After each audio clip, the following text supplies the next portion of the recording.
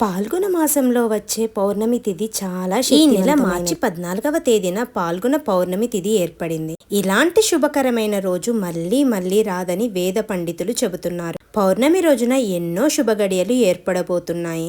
మార్చి 14 శుక్రవారం నాడు పౌర్ణమి ఏర్పడింది. శుక్రవారంతో కలిసి వచ్చే పౌర్ణమి చాలా పవిత్రమైనది. ఇదే రోజున చంద్రగ్రహణం కూడా ఏర్పడింది. అలాగే హోలీ పండుగను కూడా జరుపుకుంటున్నాము. ఈ పౌర్ణమి రోజునే లక్ష్మీదేవి కూడా జన్మించింది. అలాగే ఎన్నో రాజయోగాలు ఏర్పడబోతున్నాయి. ఈ పౌర్ణమి రోజున ఈ విధంగా చేసినట్లయితే చాలా మంచి జరుగుతుంది. అదే విధంగా లక్ష్మీదేవి అనుగ్రహం ఎల్లప్పుడూ ఉంటుంది. ముందుగా ఎవరైతే ఈ వీడియో చూస్తున్నారో లైక్ అయితే కొట్టండి. ఎందుకంటే మంచి విషయాలను చాలా మందికి తెలియజేసినట్లుగా అవుతాము. ఈ పౌర్ణమి రోజున ప్రతి ఒక్కరు ఇంట్లో భక్తి శ్రద్ధలతో పూజ చేసుకోవాలి. ఈ రోజున చేసే పూజలకు లక్ష్మీ కటాక్షం సులభంగా లభిస్తుంది. పౌర్ణమి రోజున ఉదయం చేసే పూజల కన్నా సాయంత్రం చేసే పూజలకే రెట్టింపు పుణ్య ఫలితం అనేది లభిస్తుంది. కాబట్టి మార్చి 14వ తేదీన శుక్రవారం సాయంత్రం సమయంలో మీ ఇల్లంతా శుభ్రం చేసుకొని ఇంటి గడపలకు పసుపు రాసి ఇంట్లోకి లక్ష్మీదేవిని ఆహ్వానించండి.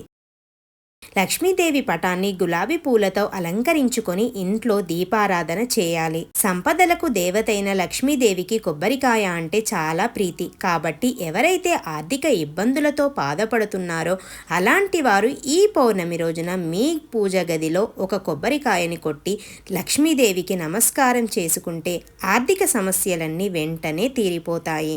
ఈ పౌర్ణమి రోజున ఎవరైతే తులసీమాతని పూజిస్తారో అలాంటి వారికి అఖండ రాజయోగం వరిస్తుంది. తులసి కోటలో ఒక నెయ్యి దీపం వెలిగించి తులసీదేవి చుట్టూ పసుపు కుంకుమలు సమర్పించి 5 ప్రదక్షిణలు చేయాలి. అదే విధంగా మన మనసులో ఉన్న కోరికలను కోరుకోవాలి. ఈ రోజున ఈ విధంగా చేయడం వలన కోరిన కోరికలన్నీ వెంటనే నెరవేరుతాయి. లక్ష్మీదేవికి అత్యంత ప్రీతికరమైన వాటిలో రాళ్ల ఉప్పు ఒకటి. శుక్రవారంతో కలిసి వచ్చిన ఈ పౌర్ణమి నాడు మీ ఇంటి ఈశాన్య దిశలో కొంచెం రాళ్ల ఉప్పును పెట్టుకోండి. ఈశాన్య దిశలో రాళ్ల ఉప్పు ఉంటే డబ్బు పరంగా మీ ఇంటికి బాగా కలిసి వస్తుంది. మీ ఇంట్లోకి డబ్బు రావడం అనేది ప్రారంభం అవుతుంది. పౌర్ణమి రోజున ఇల్లంతా శుభ్రం చేసుకోవాలి. ఇంట్లో పసుపు నీళ్లు చిలకరించుకుంటే చాలా మంచి జరుగుతుంది. అలాగే పౌర్ణమి రోజున స్నానం చేసే అప్పుడు నీటిలో కొంచెం పసుపు వేసుకున్న స్నానం చేస్తే విపరీతమైన అదృష్టం కలిసి వస్తుంది. అన్నిటికన్నా ముఖ్యంగా ఈ పౌర్ణమి రోజున ప్రతి ఒక్కరూ ఇంట్లో పాలు పొంగించుకోవాలి.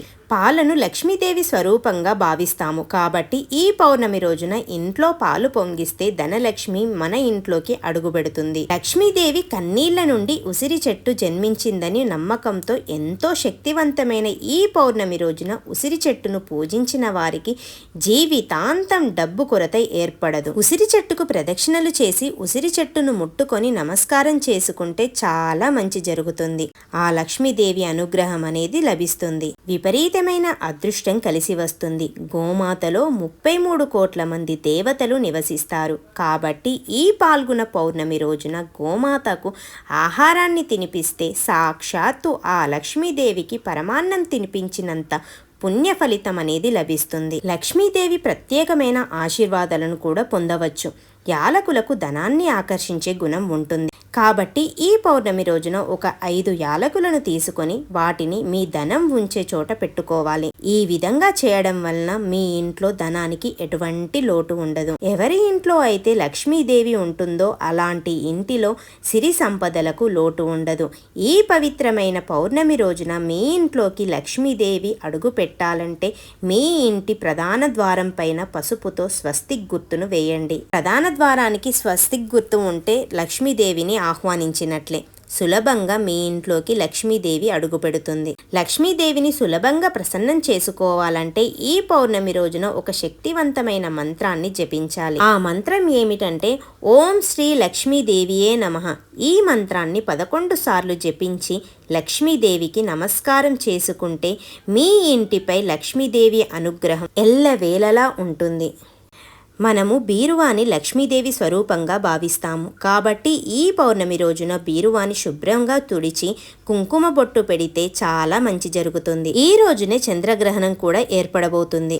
జీవితంలో ఉన్న కష్టాలన్నీ వెంటనే తొలగిపోయి మీ కుటుంబానికి మంచి రోజులు రావాలంటే ఈ గ్రహణ సమయంలో ఓం నమో నారాయణ అనే మంత్రాన్ని 108 సార్లు జపించాలి. ఈ విధంగా జపించడం వలన ఇంట్లో అందరికీ మంచి జరుగుతుంది.